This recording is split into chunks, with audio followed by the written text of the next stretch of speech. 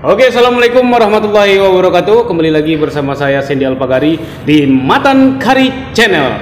Nah, kali ini kita akan berbincang dengan seorang seniman di Provinsi Riau, dan beliau ini sudah tidak asing lagi bagi kita. Nah, apa perbincangan kita? Terus ikuti perbincangan kita ini, dan dengan cara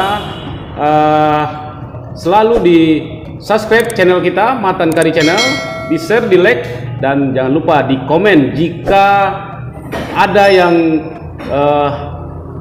Anda ingin tanyakan. Nah, silakan di komen di bawah. Oke, nah baik, saya tidak akan memperpanjang, kita akan langsung saja berbicara dengan tamu kita pada hari ini, yakni beliau adalah Bung Pedly Aziz. Nah, oke, Sandy. Selamat siang, Bang Pedly. Siang. Nah, kali ini kita akan banyak berbicara tentang terutama di bidang teater ya. Nah, saya tahu ini Bang Pedly ini juga beliau ini juga seorang ketua terpilih di Dewan Kesenian Kota Pekanbaru. Nah, beliau ini juga banyak melahirkan karya-karya besar di teater Selembayung. Nah, oleh karena itu mungkin kita langsung saja bertanya. Pertama pertanyaan kita yakni tentang Selembayung ini, Bang Pedly ya. Nah, ini teater Selembayung ini usianya sudah berapa ini? Sejak tahun berapa mulai terbentuk ini? Baik, lembaga teater Selembayung itu awalnya bernama Sanggar Selembayung. Dia berdiri tahun 1996, 10 Oktober, ya. 10 Agustus 1996 di Universitas Lancang Kuning di Fakultas Sastra. Nah, tahun 2003 kami hengkang dari kampus, melepaskan diri dari kampus, kemudian berdiri secara independen di luar kampus, dan tahun 2005 sampai sekarang saya yang pimpin lembaga teater Selembayung. Jadi namanya kami rubah jadi lembaga teater Selembayung. Lembaga teater Selembayung. Nah, kira-kira ini sudah melahirkan berapa karya ini? Sudah lumayan juga, ada beberapa karya yang kami lahirkan dari kampus dulu, kemudian Kemudian terus lahir karya-karya sampai hari ini ada kurang lebih 30-40 karya teater yang teater dan film yang kami lahirkan di Lembaga Teater Selembayung ini. Nah, kami juga di Teater Selembayung ini juga menjadi wadah atau menjadi ruang pembinaan, ruang mengolah kreativitas anak-anak yang ada di Kota Pekanbaru dan Riau pada umumnya. Bagaimana kita mengolah seni untuk lebih memfokuskan kepada teater. Nah, seni acting yang kita pelajari di Teater Selembayung ini juga tidak hanya sekedar menciptakan karya-karya teater hanya untuk teater, hanya untuk seni, tetapi juga kita ingin karya yang lahir itu juga berkontribusi bagi pengembangan wacana, pengembangan pikiran, sosial, budaya, sejarah kepada masyarakat. Nah, ini saya dengar juga dulu ada semacam anak dari atau binaan dari komunitas binaan dari Teater Selembayung itu sendiri. Kira-kira apa saja itu? Ada 2 komunitas binaan Lembaga Teater Selembayung. Pertama namanya Belacan Art Community. Belacan Art Community ya. Khusus teater dan film untuk tingkat remaja. Kemudian satu lagi Sanggar Keletah Budak. Itu khusus untuk anak-anak sekolah dasar. Oh, itu khusus yang anak-anak. Khusus untuk anak-anak. Berarti ada dasar. Yang untuk di Lembaga Teater Selembayung itu yang umum, kemudian ada binaannya yang remaja itu tadi Belajar Art Community. Kemudian ada Keletah Budak. Khusus untuk anak-anak. Nah, ternyata masuk kepada kalangan semua usia. Teater Selembayung ini membina kesenian terutama di bidang teater itu sendiri. Nah, oke. Ini saya bertanya tentang Bang Pendi sendiri nih. Ya. Nah, Bang Pendi ini dulu, kalau tidak salah saya dulu pernah menjadi juga seorang jurnalis. Atau jadi jurnalis terlebih dahulu atau berangkat dari teater itu sendiri awalnya? Awalnya tentu saya berkesenian dari bangku kuliah, berkesenian teater dari bangku kuliah. Kalau berkesenian itu dari anak-anak, dari masih usia dini saya sudah melukis, menari dan lain pantomim dan lain sebagainya. Di teater, khusus untuk teaternya saya udah dari tahun 98 mulai ketika kuliah di Universitas Lanjang Kuning, Fakultas Sastra. Jurusan saya waktu itu jurusan sejarah. Jurusan sejarah. Sejarah, ya. Kemudian setelah tamat kuliah langsung saya bekerja sebagai jurnalis, karena di dunia kesenian itu saya juga belajar menulis, belajar membuat cerpen, belajar membuat puisi dan lain sebagainya. Ini bekal saya untuk menjadi seorang jurnalis.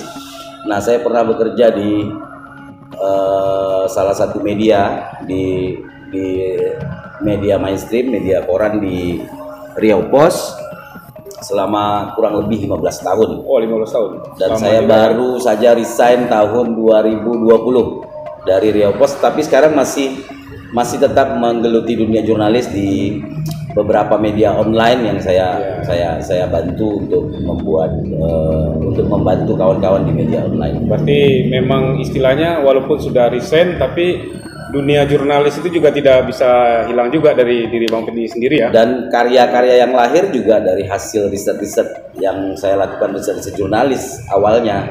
Akhirnya lahir karya-karya teater. Nah, ini kira-kira karya-karya di Teater Selembayung ini sudah sampai kemana saja nih pertunjukannya dilakukan gitu? Kita sudah mentas ke beberapa daerah, bahkan kita pernah ke Malaysia dulunya ya. Dulu pernah nampil di Malaysia, ke Singapura tidak jadi. Banyak undangan-undangan sebenarnya, tapi ya tergantung budget dan lain sebagainya. Karena kita kan berdiri secara independen, tidak ada yang membiayai. Tapi kalau ke berbagai provinsi, kita sudah keliling Sumatera juga. Kita sudah beberapa kali pentas di Jawa, di Jakarta juga, di Solo dan lain sebagainya. Karya-karya yang kita pentaskan di berbagai provinsi, berbagai daerah di Indonesia ini ya lebih kepada karya-karya riset yang sekarang. Lebih kepada karya-karya riset dari hasil riset. Nah, karya inovasi. Ternyata lembaga teater Selembayung ini yang sekarang dipimpin oleh Bang Pedli ini sudah boleh dikatakan sudah keliling di Indonesia untuk penampilan karya-karya dari teater Selembayung itu sendiri. Bang Pedli ini di teater Selembayung ini terdahulu saya melihat pola dari teater Selembayung itu pola garapannya itu realis komedi yang kita tahu di lembaga teater Selembayung itu. Nah, namun beberapa tahun belakangan ini saya melihat pola teaternya mulai mengarah ke sejarah ini. Nah, yaitu pernah di karya Si Jangkang kalau salah itu yang ceritanya mungkin saya pikir ini belum pernah diangkat dalam bentuk sebuah seni pertunjukan, bahkan dalam catatan sejarah mungkin juga minim. Tapi ini berangkat dari sejarah. Ini kira-kira bagaimana nih tentang Si Jangkang, karya Si Jangkang ini? Karya Si Jangkang ini bagi saya karya yang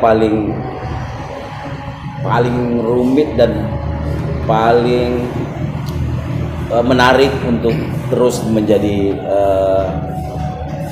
sebuah karya dalam dunia panggung. Kalau saya boleh bercerita sedikit bagaimana karya itu lahir, sebenarnya saya awalnya terjebak.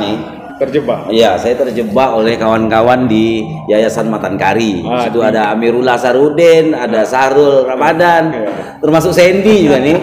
Ada Alfa, ada Inki, ada banyak kawan-kawan di Yayasan Matankari. Dan saya pernah juga terlibat di Matankari.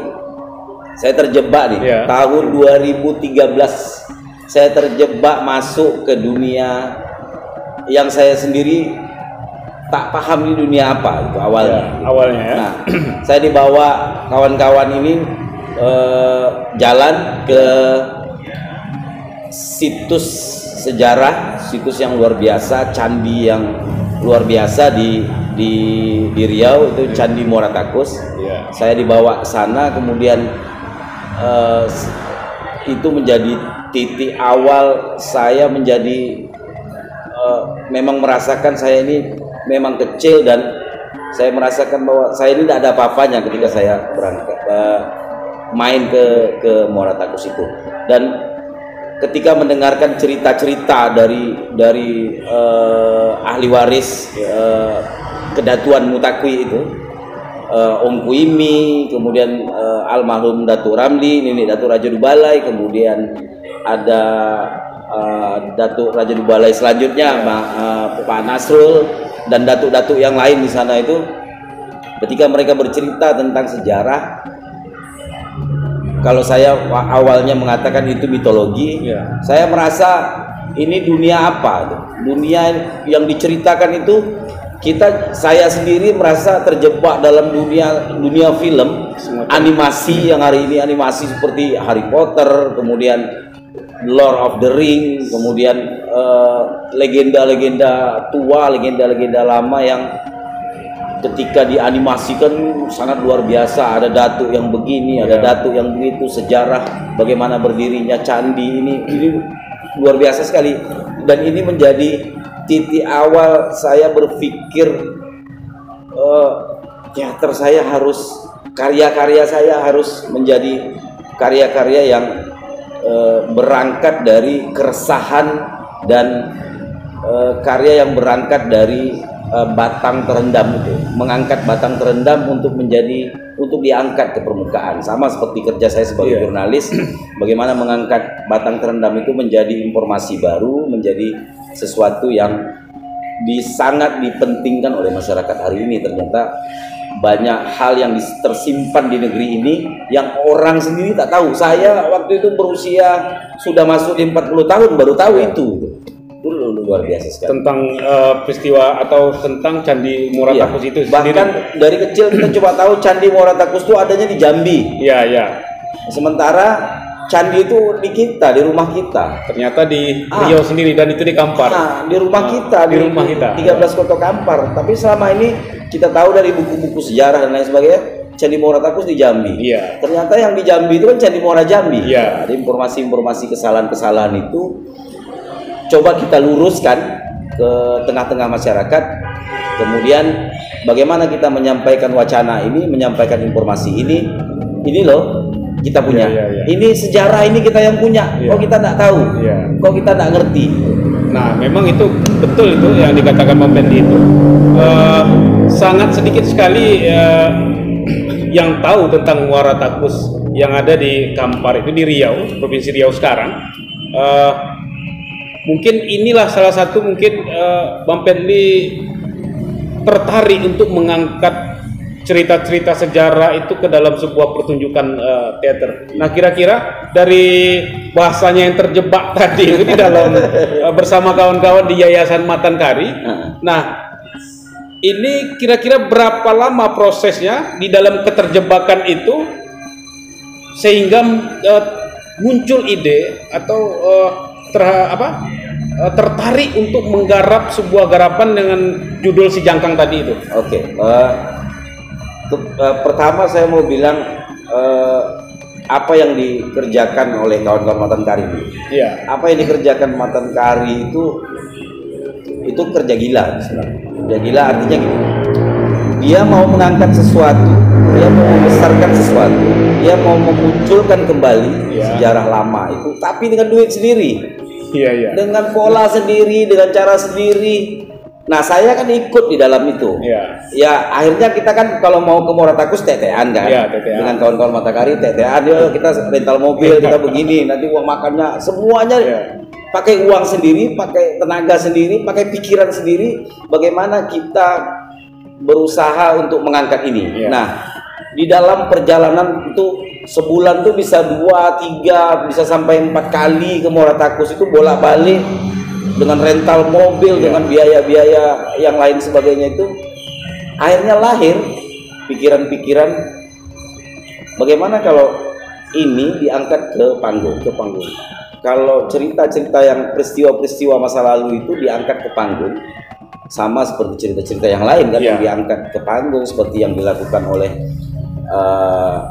teaterawan sebelumnya, William Shakespeare dan lain sebagainya, mengangkat sejarah-sejarah Yunani dan lainnya sebagainya ke atas panggung sehingga dia menjadi sesuatu yang terus diingat sampai hari ini. Sampai hari ini. Kenapa saya tidak melakukan ini? Lalu berdiskusi dengan Datuk, misalnya dengan Malin Putih Bonsu, Ongku Imi, Suhaimi, Zen, Ongku, apa kabar Ongku? Kemudian Datuk Balai dan datuk-datuk adat lain, kemudian kawan-kawan Matankari, saya berdiskusi. Aku mau menjadikan ini sebuah karya, ini karya teater. Lalu lebih banyak share dengan kawan-kawan Matankari, terutama dengan Sahrul dan Amir untuk mengumpulkan data-data literasi tentang Muara Takus, tentang Mutakui, tentang kedatuan itu, mengumpulkan data-data sebanyak-banyaknya. Setelah terkumpul data-data primer, katakanlah ini data-data primer, karena data-data ini data-data yang langsung diambil dari orang-orang yang pelakunya, bagian dari kedatuan itu diambil dari dia dengan banyak cara, bukan cuma cerita tapi juga pakai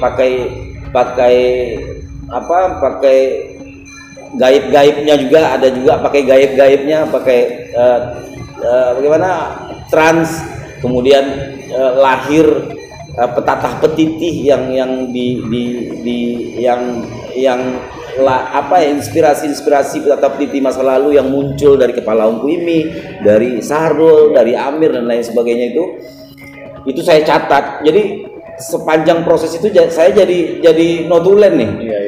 Jadi sepanjang proses itu semacam jurnalis mengumpulkan data, mengumpulkan semua data-data apapun itu, kemudian berdiskusi dengan data literasi yang saya punya dari buku-buku, dari catatan-catatan dan lain sebagainya itu.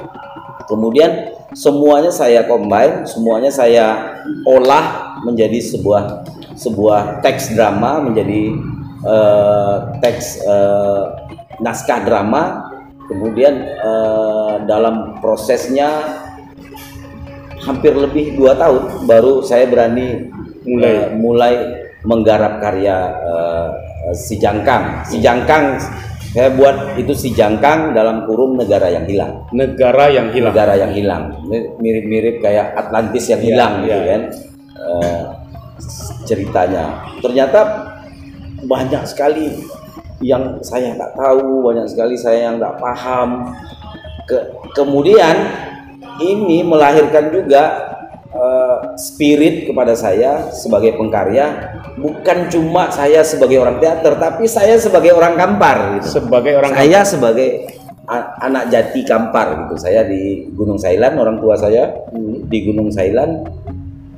Saya selama ini tak tahu. Selama ini saya tak tahu. Orang Kampar sendiri. Saya orang Kampar, tahu saya orang Kampar, tapi sebesar apa itu Kampar? Bagaimana Kampar saya tak tahu. Karena saya lahir dan besar di Pekanbaru. Itulah mulai saya pelajari. Selalu menjadi minder ketika saya jadi orang Kampar. Dulu saya selalu minder jadi orang Kampar. Orang ocu kata gitu ya. Ocu itu kan selalu menjadi ejaan. Ya, konotatifnya agak negatif. Gitu kan. Orang ocu nih, orang udik, orang kampung, orang ini bla bla bla. Padahal di dekat kali Kota Pekanbaru. Bahkan Kota Pekanbaru itu bagian dari dia. Betul. Betul.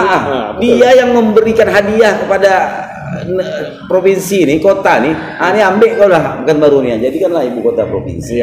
Tapi selama ini kok aku merasa itu. Kemudian satu lagi yang selalu pedih dalam perasaan saya itu, selalu dikatakan Kampar tuh Minang Anyuy.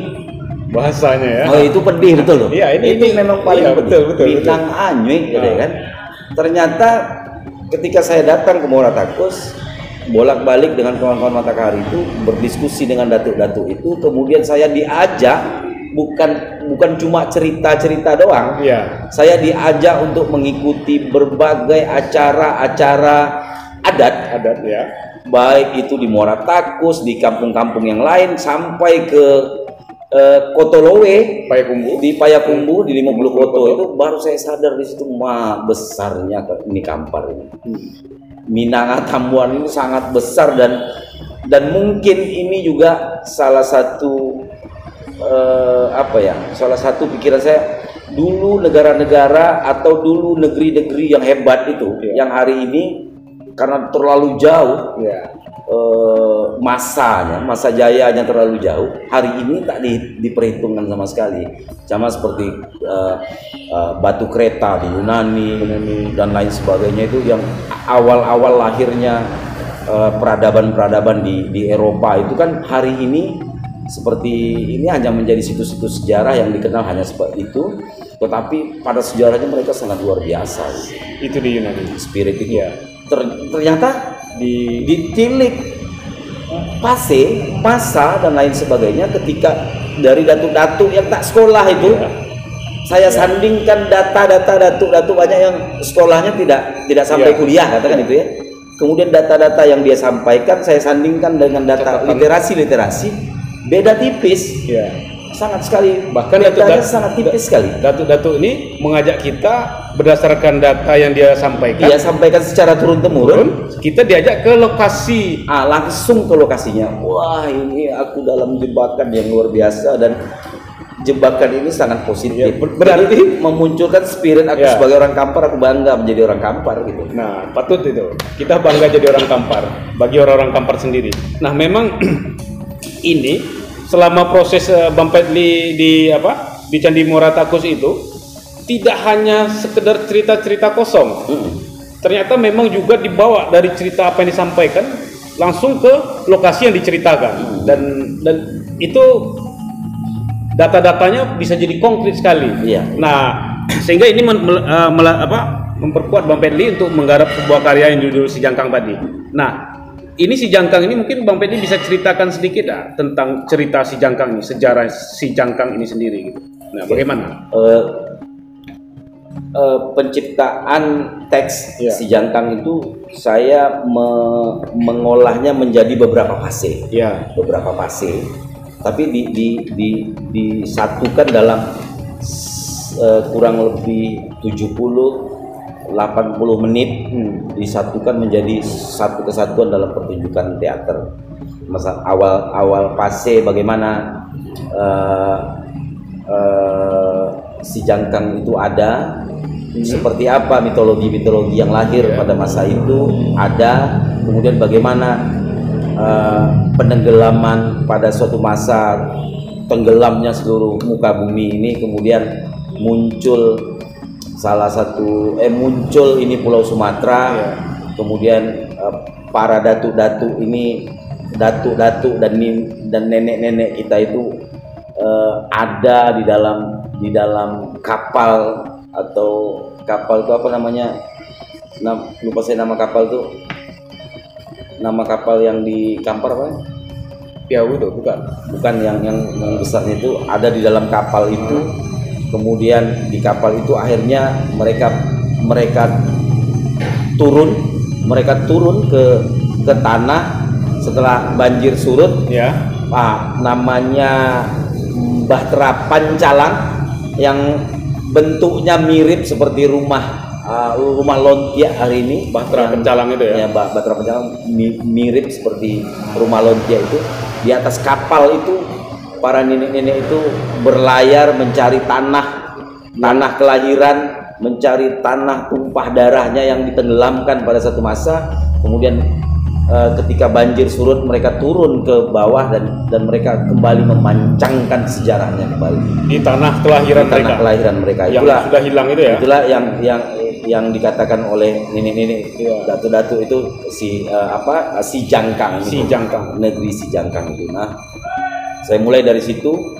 Ya, katakanlah mungkin pada masa-masa Nabi Nuh waktu itu, kemudian berkembang adat berkembang dan lain sebagainya, peradaban berkembang dan lain sebagainya, fase-fase itu. Kemudian saya jadi sejarah, jadi bolak-balik, ceritanya bolak-balik. Alurnya bolak-balik. Jadi orang hari ini mencari sejarah lalu dia terjebak ke dalam sejarah. Orang sejarah yang ada di dalam sejarah terjebak ke hari ini gitu. Jadi bolak-balik ceritanya, keluar masuk ceritanya, dan saya buat ceritanya real dalam konteks ini. Saya ceritakan secara detail data-data yang saya dapat, saya ceritakan secara detail supaya orang paham. Saya tidak mau menjadikan ini jadi karya inovasi dulu. Saya menjadikan ini karya eksplorasi dulu. Karena informasi aja orang belum tahu, kita buat karyanya menjadi karya eksplorasi atau inovasi, orang bertambah bingung sejarah Muaratakus itu seperti apa. Jadi saya buat lurus dulu.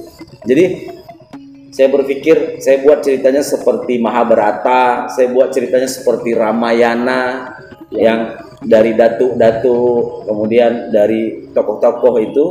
Saya perkenalkan tokoh-tokoh itu satu persatu, nama-nama tokoh-tokohnya, peran-perannya apa dan lain sebagainya dalam adat istiadat yang berkembang ternyata sampai hari ini. Itu yang saya inikan dulu. Jadi bentuk pertunjukannya istana sentris dan secara pemanggungan dia jadi surrealis. Jadi surrealis ya.